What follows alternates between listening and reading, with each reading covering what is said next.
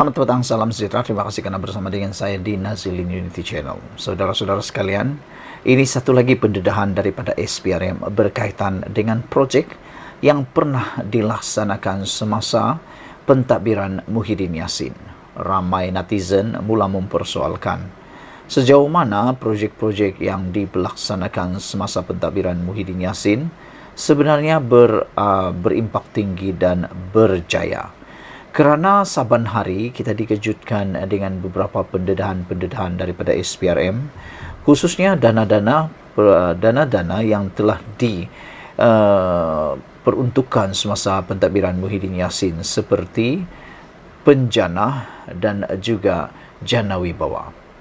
Yang terkini telah disahkan bahawa 3 individu telah direman 4 hari di Terengganu berkaitan dengan satu projek yang telah pun dilaksanakan ataupun inisiatif yang telah dilaksanakan semasa Muhyiddin Yassin menjadi Perdana Menteri yang diberi nama Penjana. 3 individu termasuk seorang wanita direman 4 hari bermula hari ini hingga Jumaat bagi membantu siasatan berhubung kes tuntutan palsu terhadap Pertubuhan Keselamatan Sosial Perkeso. Dokumen tuntutan itu membabitkan jumlah lebih RM250,000 dikemukakan kepada Perkeso di bawah pelan jana semula ekonomi Penjana 2.0. Perintah reman terhadap semua suspek yang berusia antara 29 hingga 37 tahun itu dikeluarkan penolong kanan pendaftar mahkamah Norina Maludin. Penahanan mereka bagi membolehkan siasatan lanjut mengikut Seksyen 11 Akta Suruhanjaya Pencegahan Rasuah Malaysia SPRM 2009. Mereka sebelum ini ditahan di kompleks SPRM kira-kira jam 3 petang semalam ketika diminta hadir untuk memberikan keterangan.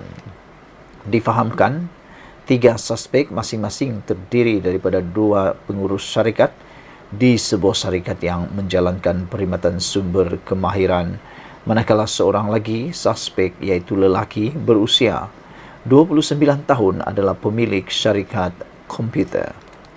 Syarikat yang menjalankan perkhidmatan sumber kemahiran ini dipercayai mengemukakan tuntutan palsu lebih RM170,000 antara tahun 2020 hingga 2021.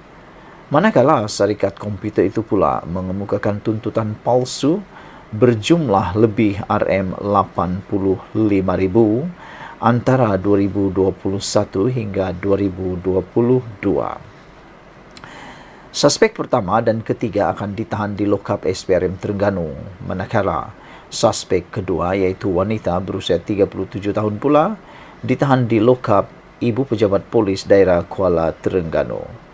Saudara-saudara sekalian, ini sesuatu yang memang membawa kepada satu pendedahan luar biasa kepada kita semua. Selain daripada itu, satu lagi berita yang kita terima ialah butir matan palsu 4 individu ditahan SPRM.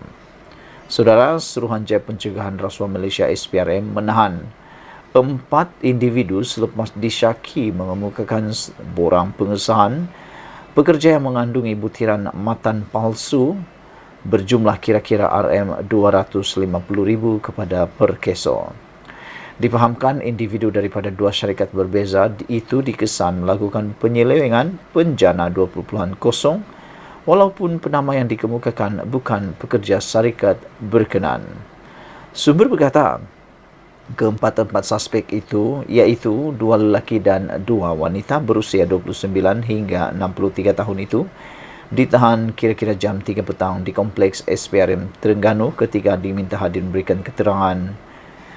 Individu keempat ialah lelaki pemilik syarikat komputer berusia 29 tahun. Syarikat yang menjalankan perkhidmatan sumber kemahiran ini dipercayai mengemukakan tuntutan palsu kira-kira lebih RM170,000 pada 2020 dan 2021. Syarikat komputer itu pula mengemukakan tuntutan palsu berjumlah lebih RM85,000 pada 2021 hingga 2022. Sementara itu, pengarah kanan siasatan SPRM Datuk Seri Hisamuddin Hasim ketika dihubungi mengesahkan kes disiasat mengikut Seksyen 18 Akta SPRM 2009. Keempat-empat suspek akan dibawa ke Mahkamah Seksyen Kuala Lumpur pagi esok bagi permohonan reman. Sekian dulu untuk kali ini. Jangan lupa ikuti terus ulasan selepas ini. Selamat malam, salam sejahtera. Ini satu pengumuman yang paling menggemparkan oleh Anwar Ibrahim. Keputusan Anwar Ibrahim ini pastinya membuatkan orang-orang kaya yang ada di Malaysia mula kecut hati, kecut pikiran dan tak berani lagi mau menentang Anwar Ibrahim. Saya pikir keputusan ini sepatutnya sudah lama dibuat supaya lebih berlaku adil. Apabila hari ini disahkan, Anwar Ibrahim kata tiada lagi subsidi elektrik untuk rumah orang kaya. Wow, tahniahlah kepada kerajaan kerana telah mula memikirkan cara untuk menjimatkan wang negara. Yalah kan, kalau orang kaya pun dapat subsidi elektrik sama dengan orang miskin, apa bezanya? Itu adalah kurang bijaksana. Datuk Seri Anwar Ibrahim berkata, isi rumah yang menggunakan elektrik pada jumlah yang amat tinggi tidak lagi akan menikmati subsidi daripada kerajaan. Perdana Menteri berkata, rumah perseorangan yang penggunaan elektriknya sangat tinggi, umpama rumah itu guna 3 kipas dan 4 penyaman udara, maka mereka harus membayar kos sebenar dan tidak menikmati subsidi.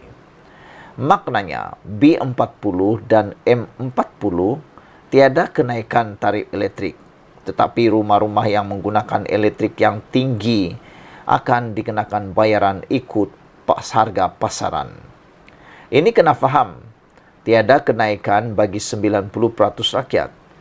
Tetapi bagi rumah-rumah yang menggunakan elektrik berlebihan, termasuk penggunaan penyaman udara yang banyak, akan ada kenaikan tarif, kata Anwar lagi. Sebelum kita teruskan ulasan malam ini, jangan lupa tinggalkan komen anda. Apa pendapat anda dengan tindakan kerajaan untuk memberhentikan subsidi elektrik untuk rumah orang kaya? Adakah anda juga bersetuju seperti saya bersetuju ataupun anda mempunyai idea yang lebih baik? Karena saya pikir ini salah satu pembezaan kepada orang kaya dan orang miskin. Selain daripada itu, supaya subsidi elektrik yang ada sekarang adalah menjadi lebih bersasar. Fokusnya lebih tertumpu kepada orang-orang yang benar-benar perlu, yaitu orang-orang miskin atau B40, M40.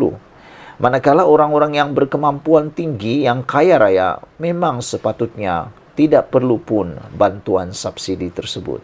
Kalau tidak, apalah gunanya subsidi itu? Saudara-saudara sekalian, apa pendapat kamu? Adakah inisiatif kerajaan untuk mengurangkan subsidi ini ataupun untuk menata kelola baikkan keuangan Malaysia ini, berjimat cermat ini akan mampu menangani atau membaiki ekonomi Malaysia? Kalau anda setuju, sila tinggalkan komen anda. Ini kena faham, kata Anwar Ibrahim. Tiada kenaikan 90% rakyat. Sebenarnya apa yang berlaku ini tidak melibatkan 90% rakyat yang ada di Malaysia. Ianya hanya melibatkan kira-kira 10% sahaja daripada rakyat yang ada di Malaysia. Dan ianya hanya berkait atau terkait kepada rumah-rumah yang kaya raya yang menggunakan elektrik berlebihan, termasuk penggunaan penyaman udara yang banyak. Beliau berkata demikian pada sidang media selepas mempengerusikan Mesyuarat Majlis Tindakan Ekonomi Negara M10 hari ini, yang turut hadir Menteri Ekonomi Rafizi Ramli. Perdana Menteri Anwar Ibrahim bagaimanapun tidak menyatakan bila penyelarasan kadar tarif ekonomi akan dilaksanakan atau jumlah penggunaan yang akan dikategorikan sebagai penggunaan amat tinggi. Mengulas lanjut, Anwar berkata, kerajaan telah memulakan langkah pensasaran subsidi pada awal tahun ini dengan menolak cadangan kerajaan lalu untuk menaikkan harga elektrik. Jadi bermaksud cadangan Anwar ini adalah lebih baik daripada cadangan kerajaan lalu, yaitu menaikkan harga elektrik. Jadi rupa-rupanya tindakan Anwar ini lebih baik berbanding menaikkan harga elektrik. Apabila harga elektrik dinaikkan, semua orang akan terkena terpalit sama. Walaupun kata ada subsidi, tapi kerajaan yang rugi. Kerana apabila harga elektrik naik, yang rugi itu ialah kerajaan. Bayangkan berapa banyak jumlahnya subsidi yang perlu ditutup oleh kerajaan untuk membantu rakyat miskin. Tapi dengan adanya subsidi bersasar ini, yang mana orang-orang kaya, rumah-rumah orang kaya tidak lagi diberikan subsidi ini, ianya lebih mudah pelaksananya dan lebih mudah difahami. Manakala orang-orang yang miskin tak perlu risau kerana tidak ada perubahan langsung di dalam jumlah elektrik yang mereka perlu bayar. Jadi saya berpendapat betullah seperti yang dibuat oleh Anwar ini, yaitu cadangan untuk menaikkan harga elektrik oleh kerajaan lalu perlu ditolak, dan cadangan untuk pelaksanaan penolakan ataupun pemberhentian subsidi kepada rumah-rumah orang kaya, itulah yang lebih tepat. Jadi kita kekalkan harga elektrik bagi M40 dan B40 dan hanya dikenakan kenaikan kepada kilang-kilang besar, melainkan yang ada kaitan dengan pertanian atau perniagaan kecil dan sederhana PKS, kata Anwar lagi. Pada Februari lalu, Menteri Sumber Asli Alam Sekitar dan Perubahan Iklim Nik Nazmi Nik Ahmad melaporkan bahawa kerajaan memperuntukkan RM10.76 bilion bagi menampung subsidi bil elektrik untuk pengguna domestik dan pengguna bukan domestik kategori voltan rendah LV bagi tempoh 1 Januari hingga 30 Jun 2023.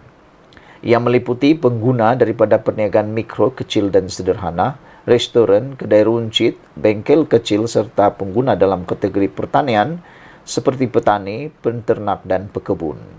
Dengan pemberian subsidi berkenaan, seramai 9.5 juta pengguna elektrik yang mewakili 99% daripada keseluruhan penggunaan di semenanjung Malaysia tidak akan terkesan dengan kenaikan kos bahan api penjana elektrik. Menurutnya, tarif elektrik disemak setiap 6 bulan melalui mekanisme pelepasan kos tidak seimbang ICPT dengan mengambil kira kos bahan api dan kos penjanaan lain bagi tempoh 6 bulan ke belakang. Kos ICPT bagi tempoh Julai hingga Disember 2022 adalah sebanyak RM16.16 bilion bersamaan dengan kadar secaj 27 sen per kilowatt jam yang sepatutnya dilepaskan kepada semua pengguna bagi tempoh Januari hingga Jun. Namun begitu, kerajaan telah bersetuju untuk hanya melepaskan secaj 20 sen per kilowatt jam sahaja kepada pengguna industri dan komersial bagi tempoh 1 Januari hingga 30 Jun ini. Saudara-saudara, itulah dia satu keputusan daripada Anwar Ibrahim yang terbaik. Sekian dulu untuk kali ini. Jangan lupa tinggalkan komen anda, share video ini. Malaysia kita punya, kita jaga sama-sama, cintai Malaysiaku. Bye-bye.